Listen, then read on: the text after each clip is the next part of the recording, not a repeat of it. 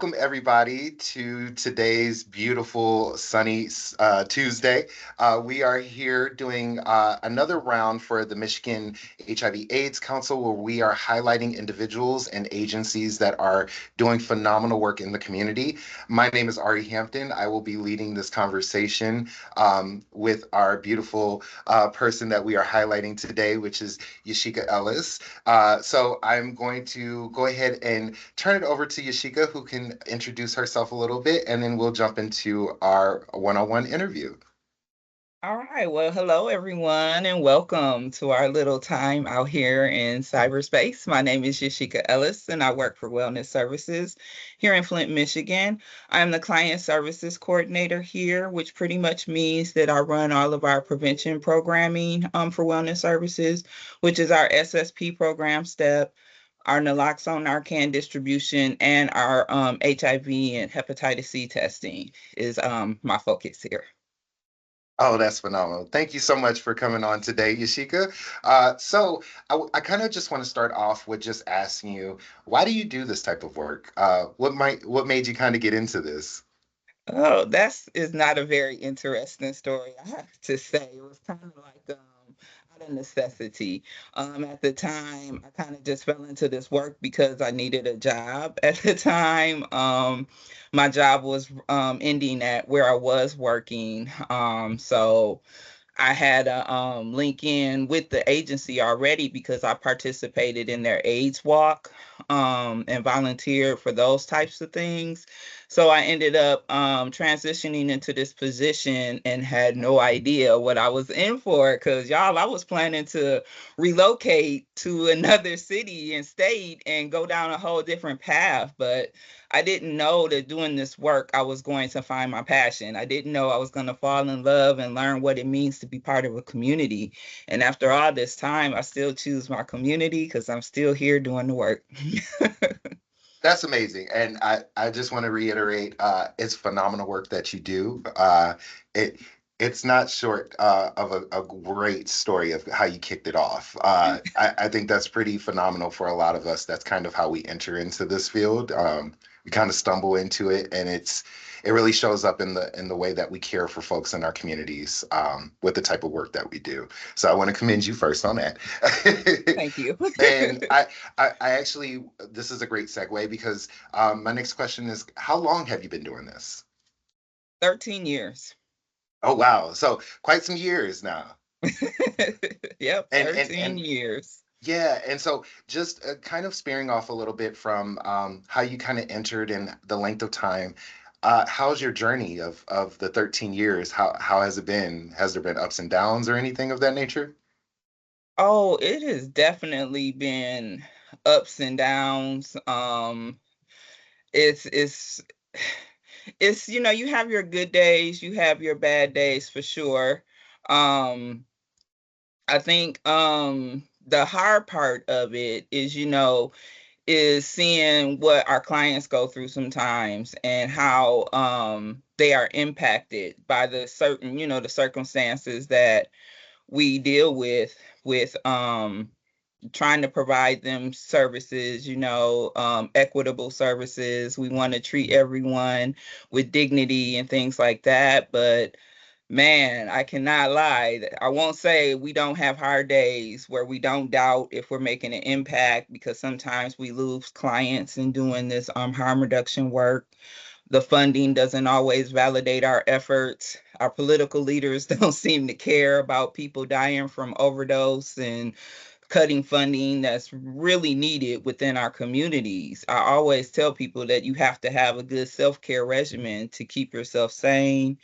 Um, but the weird part about it is every time I find myself like in a rut or doubting the work, or my impact doing the work, there's always a client that comes up or comes back and shares, their story of what they've been through and how they came out the other side. And it's awesome when you get that because it gives you that validation that no, your work is not in vain. Yes, you are making an impact, and you might not always see the fruits of your labor because sometimes it's, self-preservation for clients and they don't come back and, share these things with you because it can be triggering for them. But when they do come back and you do get that opportunity to see how they made it and they let you know that they appreciate everything you've done, because without our programming, without the compassion that we showed them, they might not be here anymore. So it's always wonderful to see our clients come back and see, those success stories that come back and let you know that, yes, show up tomorrow for the next one Yeah. because you are needed. This work is important. So that's, I guess, how I would answer that one. Yeah, I love that aspect because so often we lose sight of, especially working after so many years in the field, sometimes we lose sight of why we do the work that we do, or if we're making a difference. And it's like you said, it's really those stories and those clients that come back and showcase that you are making a difference and that your work is important to the community. They see you, it's valued, and it's some special things to kind of get back when we put out so much. Yeah, yeah. So I love that you talked about a personal um, dynamic when it comes to challenges you face with clients or the work itself. I do want to dig a little bit deeper into that if you don't mind. What kind of challenges do you face when it comes to your work, and what would you like to see done a little bit different to kind of better support the work that you're trying to do? Oh, well, obviously the funding is always a challenge and a barrier sometimes, because of the holes they try and make us jump through to support our clients. Some stuff just does not make sense, Yeah, unfortunately, because it just shows the limited understanding of what our clients actually go through for some of these barriers that they put on our programs and access to our services and things like that. Um, but I would say the main one, and I feel like this is the root of all the barriers that we encounter doing this work, and it's the stigma. It's the stigma that prevents people from seeking the care that they need, the stigma that drives the policy or whack policy in yeah, most cases. It's the stigma that chooses who gets funding, who gets care, and who doesn't. yeah, Those are my challenges, and I think the stigma is the same across all of these different challenges because that's what it comes back to. That's what's feeding these barriers. What I would like to see is I would like to see a community or nation, if you will, that where we put our humanity first instead of the almighty dollar, um, putting our humanity first and care about our communities. That's what I want to see. I want to see people stop judging folks based on your limited understanding of the lives that people live and what you assume to know about them.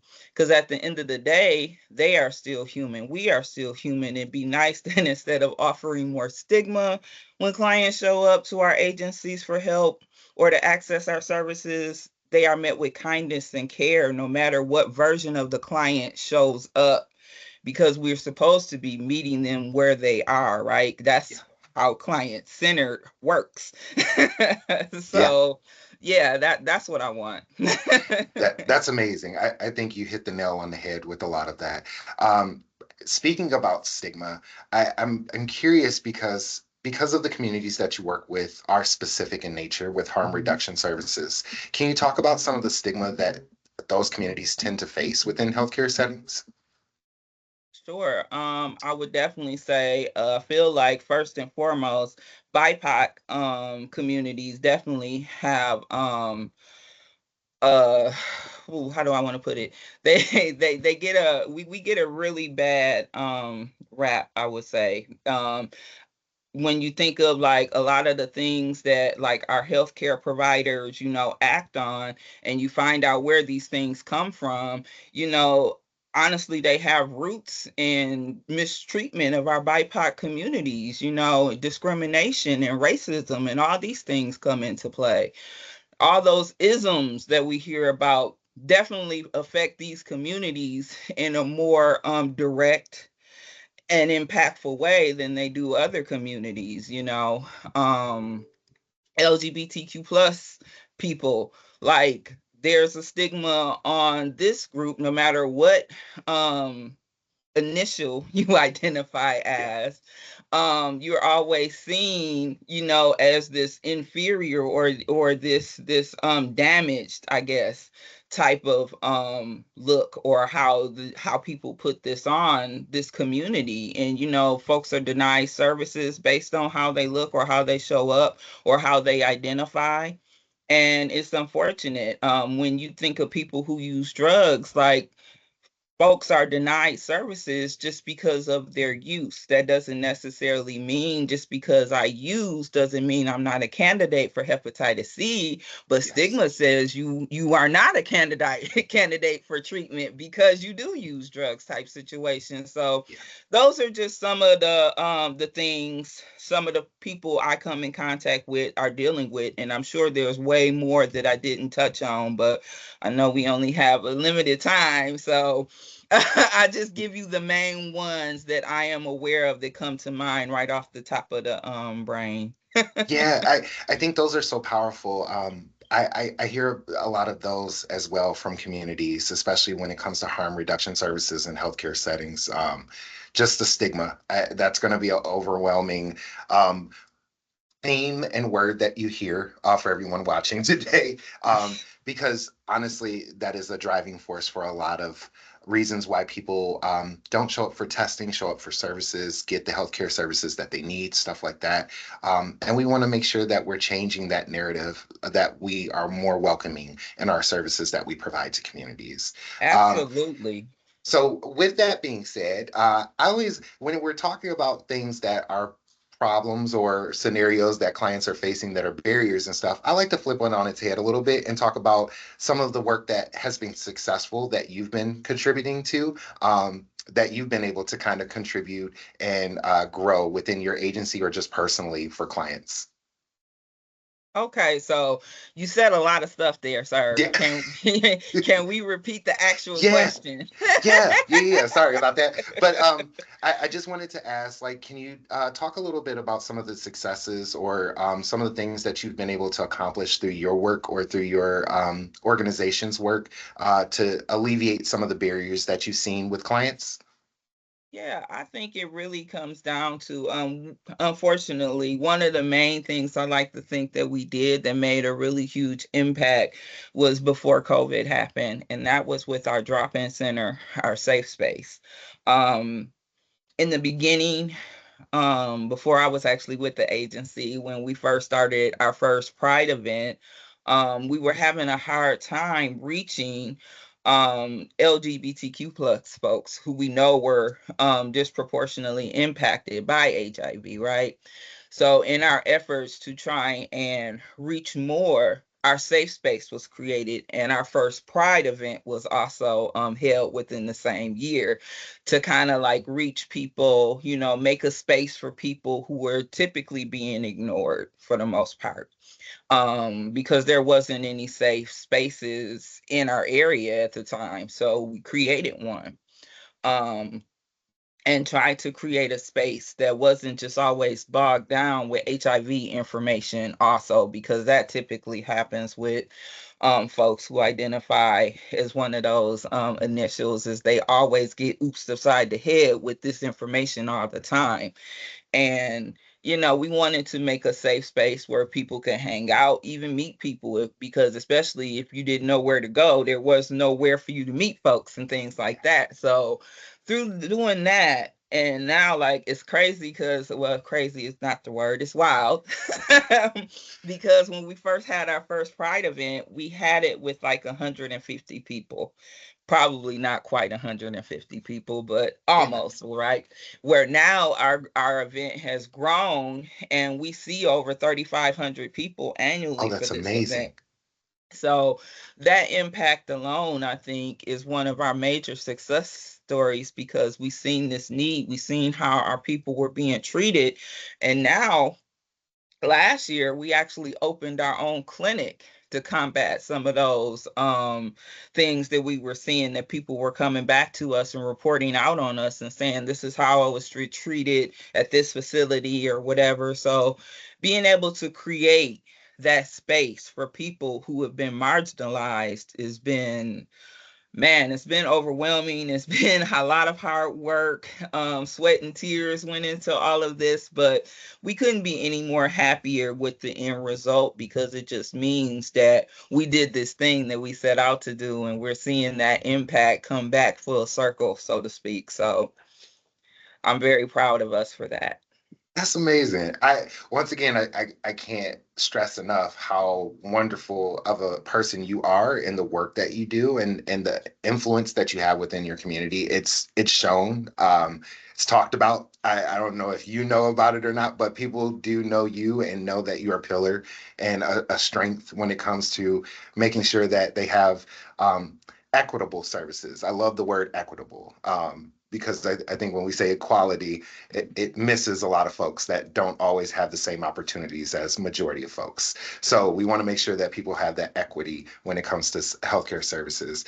I think something did stand out as you were answering that last question, which I think it's more of a personal question for you. And I think this can help a lot of folks that work in the field, because of how daunting a lot of our work can be sometimes, and how draining it can be on us physically, emotionally, spiritually. How do you handle burnout in this work? Like, what are some things that you do to like recharge your battery? Ooh, it's funny you should ask that, because sometimes I reflect on one of my darker years when things weren't going especially good for me personally, emotionally, and even professionally for that matter. Like, I was definitely stuck in a rut, and I was still functioning and showing up to work every day, but didn't realize that I was actually burnt out. And it wasn't until I was having a conversation with one of my interns, who was with me for that time, and I realized when she asked me a question, my response was totally inappropriate in a way that let me know that, girl, you need to take some time. Yeah. You need to take some time, because I was letting everything get to me, but just kind of pushing it to the side and continuing on. And when they say that if you don't take the time to take care of yourself, you're not good to anyone around you, nothing could be more truer than that, because the way that I answered her, I wasn't inspiring no one during that time frame. And I'm very ashamed when I look back on that time frame, because how I responded to her was just like, it is, it's just, it is. I had let everything beat me down. And then again, like I said earlier, I had a client come back, and they gave life into me. Like, sometimes that is what it is. We need that, and we don't know that we need it until we're in a situation that calls for it, type situation. So now that I am aware of how heavy things can get, I take better care of myself, and I think that's really important, because making yourself the priority, it isn't selfish, you know. It isn't that you don't care. It's necessary, especially in this type of work, because it can be heavy sometimes, especially when you have a client in front of you who's homeless, or they got real deal life situations happening that's beyond even your control, even with all the resources you have. And, those aren't easy days to take on at all. But having a self-care routine is very necessary to get you through. And by self-care, everybody think of self-care and me time these days is going out and, you know, I don't know, spending money at a restaurant or something like that. But it's actually more practical than that, I think. I think it's more about, taking the time to make healthier choices for yourself, getting back into fitness in ways that you can relieve stress, taking the time to do the things that make you happy. Traveling more for me is one of those things that I love to do, and spending time with people who mean the most to me. Like, we have to carve out time out of our days to be able to do these types of things, because that's truly practicing self-care, in my opinion, and reclaiming our time and structuring, for me, structuring my day for better time management outcomes, because one, it increases my productivity, But it's a great way for me to put that me time back into my day, that sometimes, the day can get away from you and we don't take that breath, if you will, or as they say now, being mindful or being in the moment, and those things are really important. They are really important to our overall care and being able to come to work and show up ready to tackle whatever the day has to hold. Like, you got to have a self-care routine is essentially all I'm saying. Yeah, yeah. I And love whatever that. that looks like for you, because mine might not work for Ari and Ari's might not work for me, but it definitely has to be focused on what's important to you and those needs that you have as an individual. I love that. I love that. It's so important. Yes, I echo all of that. Over the course of years, I think majority of us know. But with that being said, I'm kind of curious too, if someone that was new into the field of working in public health, what are three top values that you would kind of suggest for them to hold on to while they're working in the field? Ooh, three top values. I went back and forth with this question. I'm not even gonna lie to you, trying to figure out, well, you need a little bit of this. Oh, I want to sprinkle some of that, like. So I'm gonna just tell you the main things. I feel like if you have these three things under control, you'll be okay. I really believe it's important. So first and foremost, empathy and compassion is essential to recognizing the challenges that individuals face while trying to provide them support without judgment. Like, that's got to be key. Like, we can't be a judgy society in doing this work and thinking we're going to make an impact. What you're going to do is prevent people from coming back to you or seeing you as a safe person to share, their intimate details of their lives with, because a lot of times we are learning very intimate details, around what a person has going on. And in order for them to be able to share that with you and be truthful, in order for us to make a true impact and help them, it has to start with empathy and compassion and being able to relate to them in that way. You want to create that environment for them to be able to trust you. My next thing I would say is respect for humanity and autonomy, meaning, especially in harm reduction, autonomy is like a core principle in harm reduction that respects an individual's right to make their own choices. And a lot of times in this work, people are trying to tell you what's best for you or what you should be doing without really having a whole understanding of what you have going on. We are only with people for a few minutes out the day, and we have a very limited understanding of their situation in those very few minutes, and we have to honor that, and respect that they know what they want and what the right choice is for them. We're there to help facilitate that, not tell them that this is what it's supposed to be. So we have to acknowledge their lived experience and provide information in a way that empowers them to make informed decisions about their health and well-being, instead of telling them, we want to empower them, if that makes sense. The last thing I would say is cultural humility, I think is important, especially if you live in an area with diverse populations like I have here. There's no telling who may walk through my door. So I think cultural humility is very helpful when working with diverse populations and ensuring services are accessible, because, I'm not gatekeeping our services. So I want to make sure everyone has equitable access. Love it. I love it. I love it. I love it. Thank you so much for those. I think those are going to be pretty powerful opportunities and takeaways for people, not just getting into the field of public health working wise, but also people that have been working in this field for years on end. We're always evolving. We're always trying to learn new techniques and different strategies to best serve our populations that we try to give our services to. So now I want to shift just a tad bit, and I kind of want to go and just talk to you a little bit about MHAC. So, how long have you been on MHAC? Oh.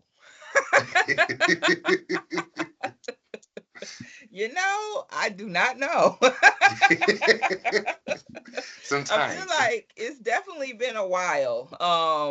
Man, I really can't even remember what year it was I started, honestly. I'm thinking maybe 2015, 2016, possibly 17, but I've been here for a minute, it feels like. Yeah. I think I've been co-lead of the policy and advocacy committee for maybe 3 years now, something like that. So Yes, yeah, yes. it's been a minute. How's your time been so far with MHAC? To be honest, the funny thing is my agency voluntold me to become a MHAC member, but it was up to me, what I did with that once I was there. And when we had our committees, learning about the policy and advocacy always spoke to me because that's the one that had syringe service programs under that umbrella, and us having a syringe service program, it's always been my goal for my role and work with MHAC to see this statewide legislation through. So, and I felt like this was the perfect place for me to be to help move towards those goals. Not to say we've accomplished that goal yet, but that's always been my focus for my time with MHAC, and then anything else that we can do that needs attention and things like that. Of course, I'm down to support and advocate for it. But that was my intention with my membership, if that makes sense. Thank you, thank you. That makes total sense. So with MHAC in mind, if I was a person that didn't know much about MHAC, what would you tell me? I would just explain that, we are Michigan's HIV/AIDS Council, because everybody always wants to know what that means. And then just kind of explain what it is that we do. Like, we do have a few different committees outside of the one that I have joined or whatever, but our mission is pretty much is to, affect the positive changes within our HIV communities that we serve, and and represent the folks who live with it, who may not be there to represent themselves, and present those challenges that we face doing the work and how we can evolve and make things better for our HIV positive individuals that we live and work with. On a day-to-day basis. So that's really what the work is centered around. And whatever else policies and things that we need to look at, because there's a lot of branches within that tree. So thank you so much for answering that. I wanted to get your take on it because I wanted to just highlight all of the beautiful work that you do. And I know I said it at the top of this video, but I really hope that people take away how hard you truly work. Your work goes outside of just a 9 to 5.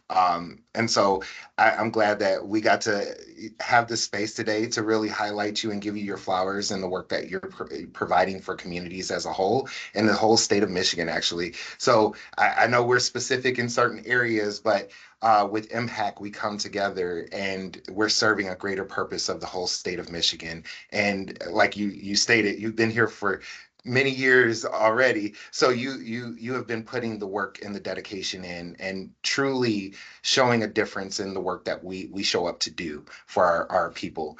So I just want to say thank you, from one Well, person thank to you. another. So I appreciate that.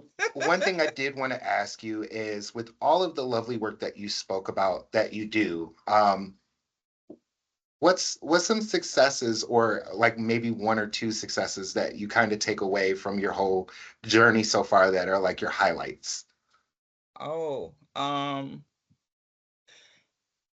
well, I already spoke to the clients who come back and share with you, their situations, because honestly, we do meet them most of the time at their most vulnerable times in their lives. I mean, one lady I met when I was going into the jail doing info sessions, and she was so brokenhearted because all the steps that she made that landed her there took her away from her baby and her husband.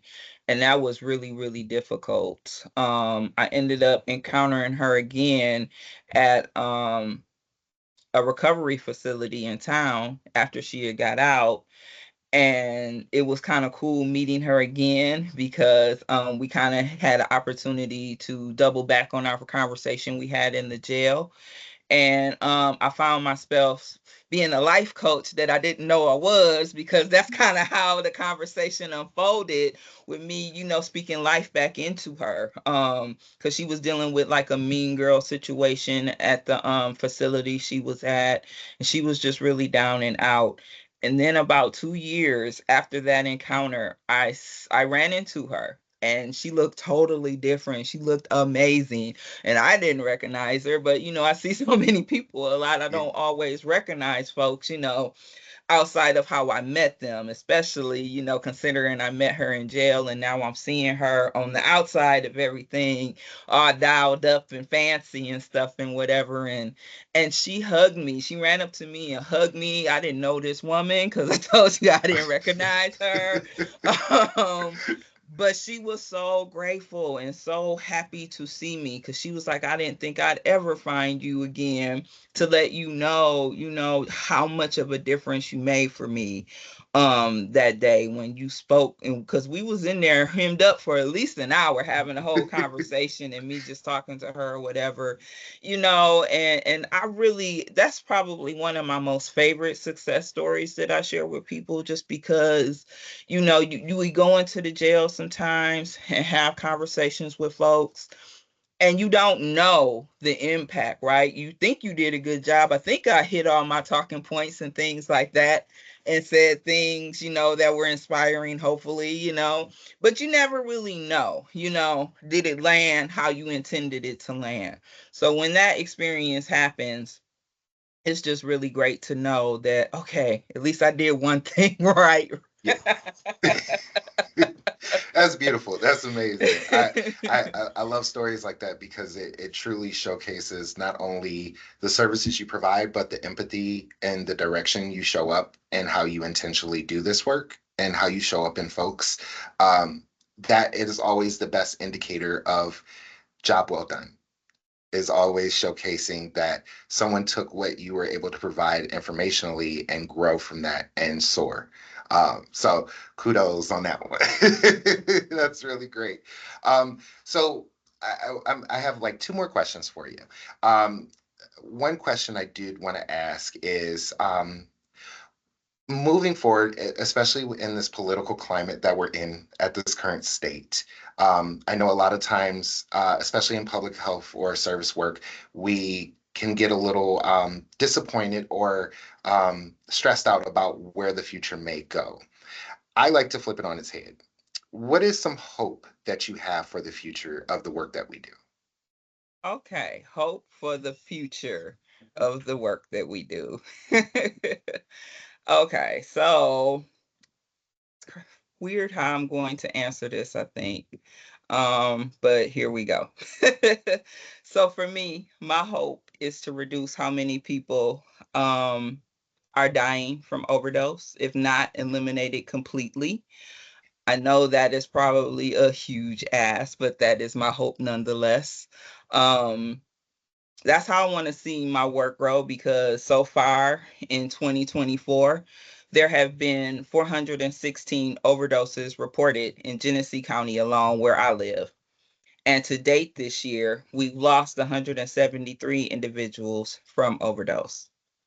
Currently, as I stated earlier, we are fighting to get legislation passed statewide that will impact more people being able to have access to the harm reduction services that, like my STEP program provides, to save lives. But not everyone across the state has access. There are over 1,000 municipalities in Michigan that outlaw these services. And statewide, when we're talking about overdose numbers, we're looking at over 7,900 reported overdoses and over 1,250 deaths in 2024 alone. So, my hope is that through continuing to provide education and awareness, so we can normalize and advocate for these services across the state, is to eliminate the stigma that perpetuates the status quo Yeah, and keep these numbers high. So that is where I would like to see us grow. That is my hope, is that we that's pass this beautiful. legislation and get services across the whole state and not just in a Exactly. select few locations. I echo all of that. Yes, that's a beautiful way to see it because I do believe that we can get there. I maybe it's my delusional ways of hoping for things, but I think we have to see the hope and speak it out into our universe so that we can try to take claim for a brighter future. So I appreciate that so much. Lastly, my last question is we hit a lot of things in a short time. Once again, thank you so much for taking this opportunity to even speak about the work that you've done, sharing some experiences and just like motivational techniques and tips and tricks of how to navigate this work and keep yourself sane and all of that greatness in this conversation. Was there anything else that we haven't touched upon that you wanted to talk about today? Sure. Let me see here. What could I say that hasn't already been said? Um, well, I feel like since we've kind of played around with it, let's just go on and talk about it. So, for Michigan legislation, House Bills 5178 and House Bills 5179. This portion of our talk is for all my civic minded people who believe in harm reduction programming. And if you want to see more services available across the state of Michigan, this is your call to action. Should definitely begin with your representatives and senators so we can help advocate for this needed change in Michigan that isn't currently a thing. House Bill 5178 is state preemption of paraphernalia and policy, which basically authorizes our syringe service programming statewide. So if you were thinking about having a program or have one that currently exists in a jurisdiction where it's technically outlawed, this House bill would help you. It would basically authorize and legalize our programs across the whole state, independent of the local law. House Bill 5179. It decriminalizes our drug checking technology statewide. So think of some of the things that we have within the program, like our testing strips, our naloxone, even like all of these things would now be covered under this House Bill 5179. And this is important for so many people to have access to these life-saving supplies and resources because healing begins with understanding, not punishment. At my agency alone, we reversed over, I think it's like 2,500 overdoses through our naloxone distribution efforts. So that's 2,500 lives that have been saved that are still here with us, that some areas don't have access to. So making these bills a priority and fighting for them and talking with your legislative folks to have them see value, right? Bringing back our humanity, if you will. So that's would be the thing I talk about since you asked. No, I appreciate that because I think a lot of times we get bogged down with house bills and not truly understand like what's what. So I thank you so much for really breaking that down for folks and so that we can be cognitively aware to advocate to our representatives to get these bills passed and pushed through so that people can receive the services across the state and not just in specific hotspot zones. Um, Yeah, because some people have to travel upwards up yeah, to about 2 hours to even get to yeah, a program that is legalized, and, yes. and that's pretty far. And today's gas prices. Yeah, yeah. Listen, that's a whole nother topic. But yes. um, Lastly, I just want to give you the opportunity to share some information of where people can receive services at your organization, or where they can contact if they're looking for specific services for harm reduction or HIV testing. Can you give a little bit more information for people that are looking for services? Sure. So my agency specifically, we are located, well, we actually have two locations. So our prevention arm, which is where I am. So if you want to come see me, you got to come to Downtown Flint where I'm at. Or if you just need case management or clinic services, because we, like I said, we did open a clinic last year. You would go to our Pearson Road location. It's 5103 West Pearson Road, Flint, Michigan 48504. Phone number 810-212-0605. Had to write it down because it's still new. For the downtown location, we are at 311 East Court Street. That's Flint, Michigan 48502. And our phone number is 810-232-0888. My extension is 204. Or you can check us out on our website also, www.wellnessaids.org. And that has everything that I just mentioned on our website. So check us out. Also, if you're interested, we do have a little documentary under our harm reduction page. It's called Everyday People that we did, and it kind of outlines our SSP services, and you can hear directly from some of the clients who access that program. So if you were really wondering what it looks like, this kind of gives you a bird eye view of that program. Uh, Once again, I can't thank you enough. This is such needed and wonderful and phenomenal conversations centered around specific work that is truly impacting in the best way possible communities that truly need these services. So I want to take the time to just keep giving you flowers and thanking you over and over and over again. My huge honor is to sit here today with this conversation with Yashica Ellis. So I just want to say thank you for spending this time with me. Thank you for the work that you do. And if you would like to know more, please check out where you can access services and also contact Yashica or Wellness Services for their harm reduction services or their prevention services. And thus concludes today's video. Thank you. Thank you. It's been fun. Been lovely.